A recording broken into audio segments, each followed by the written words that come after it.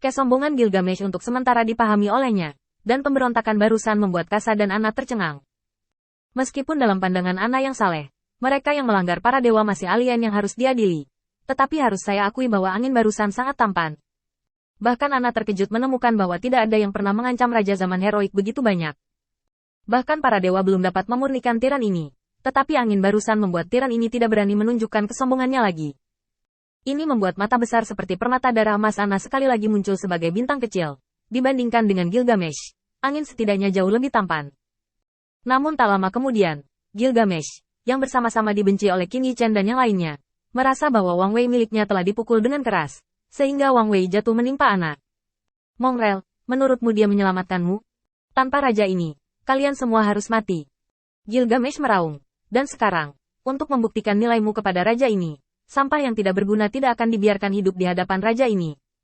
Anna sangat ketakutan sehingga Huarong pucat, dan bahkan sebelum dia menyadarinya, tubuhnya yang halus meringkuk di belakang Qin Yichen lagi, seperti yang dia lakukan selama pertempuran cawan suci. Apa yang kamu lihat? Tanda seru. Jangan bilang, apa yang kamu sebut termasuk bajingan semacam ini. Kemarahan Gilgamesh dibenarkan, dan bahkan jika dia mundur, itu tidak berarti bahwa Anna dan Kasa, sampah yang dia peras sampai mati, bisa bersama mereka. Apakah kamu orang suci? Apa yang orang suci lakukan adalah melayani. Sekarang, tunjukkan sikapmu melayani para dewa dan layani kami. Buat makanan yang bisa ditelan raja, siapkan air panas, dan sajikan buku yang dimandikan raja. Anna memucat ketakutan, terutama ketika dia mendengar tiran ini. Dia bahkan membiarkan dirinya melayani mereka seperti dewa, ini. Qin Yichen memperhatikan dan mengangkat kaki Erlang lagi, seperti Gilgamesh, yang duduk dengan kokoh di atas tahta. Dia tidak tahu di mana orang ini percaya diri. Jika dia tidak bisa mengalahkannya, dia akan mengambil kemarahan Anna. Itu sangat mungkin. Jangan dengarkan dia membandingkan satu sama lain. Qin Yichen menoleh dan menatap Anna. Alis pedangnya sedikit mengernyit. Jika memungkinkan, mungkin juga membantu kita membuat makanan, dan kemudian menyalakan api unggun lagi. Qin Yichen sebenarnya tidak lapar. Pembangkit tenaga listrik tingkat ini telah lama mengetahui kelaparan. Jadi dia yakin bahwa Gilgamesh juga tidak lapar, hanya untuk mencari kesalahan. Tapi dia berbeda dari Gilgamesh. Tetapi ada satu hal yang juga disetujui Qin Yichen meskipun yang terakhir sombong, yaitu, Anna dan Kasa harus menunjukkan nilai jika ingin mengikuti mereka. Setidaknya, itu tidak terlihat seperti beban yang tidak berguna. Itulah sebabnya Qin Yichen memintanya untuk memasak sesuatu untuk dimakan, setidaknya untuk menghentikan mulut Gilgamesh.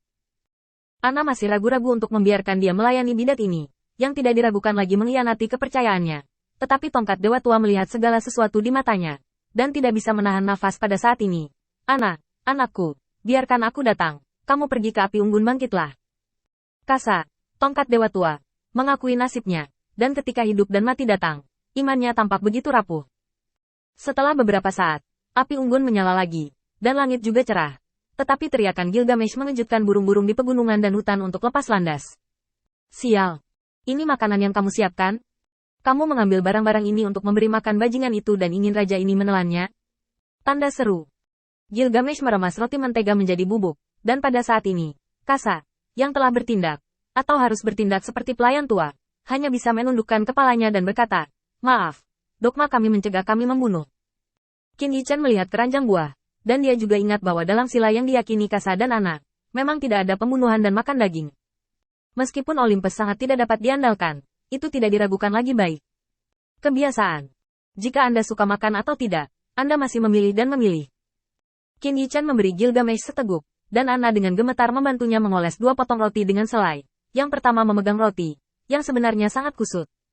Aku sangat ingin makan pangsit, kue bulan, zongxi, manis asin, dan ketan. Merindukan makanan di kampung halamannya, Qin Yichen merasa bahwa dia telah menderita terlalu banyak dalam beberapa tahun terakhir. Jadi dia harus belajar dari Xiao Yu dan yang lainnya. Ini adalah cara raja yang memakan perutnya.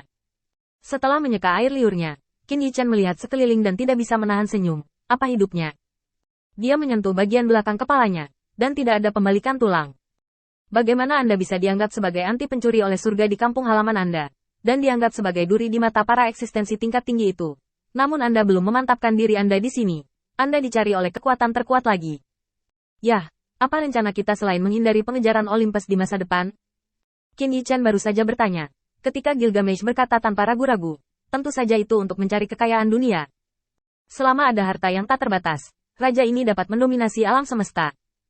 Kumpulan ambisi untuk mendominasi alam semesta itu mulai mengobrol lagi, menyebabkan Arthur, yang menggigit sedikit biskuit, memutar matanya.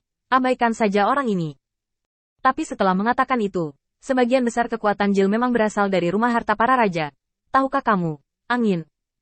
Qin Yichan memiringkan kepalanya, dan melalui narasi Arthur, Qin Yichan mengerti mengapa Gilgamesh selalu mencari kekayaan di dunia. Ternyata Taobao Gilgamesh, yaitu pusaran emas yang memungkinkannya mengeluarkan banyak harta, adalah rumah hartanya, yang disebut harta karun raja. Harta karun raja memang harta Tao yang sangat luar biasa, mampu menampung semua hal, dan semakin banyak harta di dalamnya, semakin kuat kekuatan harta karun itu. Menurut legenda, di zaman heroik, rumah harta karun Gilgamesh adalah harta karun dunia, dan siapapun yang disukai olehnya akan menjadi salah satu harta karunnya.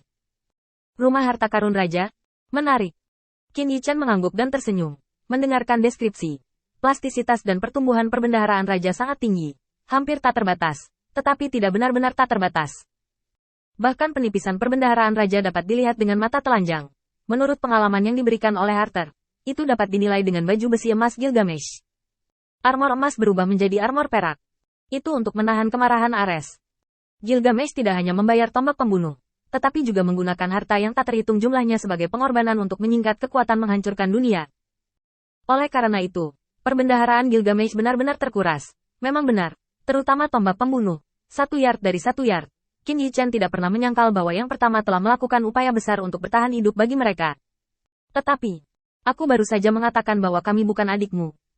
Gilgamesh mendengus dingin, dan murid darah itu balas menatap. Aha, kamu takut setelah kekuatan raja pulih. Kamu akan mati dengan menyedihkan, kan? Qin Yichan juga memutar matanya. Di mana kepercayaan diri orang ini? Dia telah menemukannya. Kesombongan yang lebih baik daripada kesombongan yang belum dikalahkan. Kesombongan yang tetap tidak berubah setelah dipukuli. Cukup tak terkalahkan.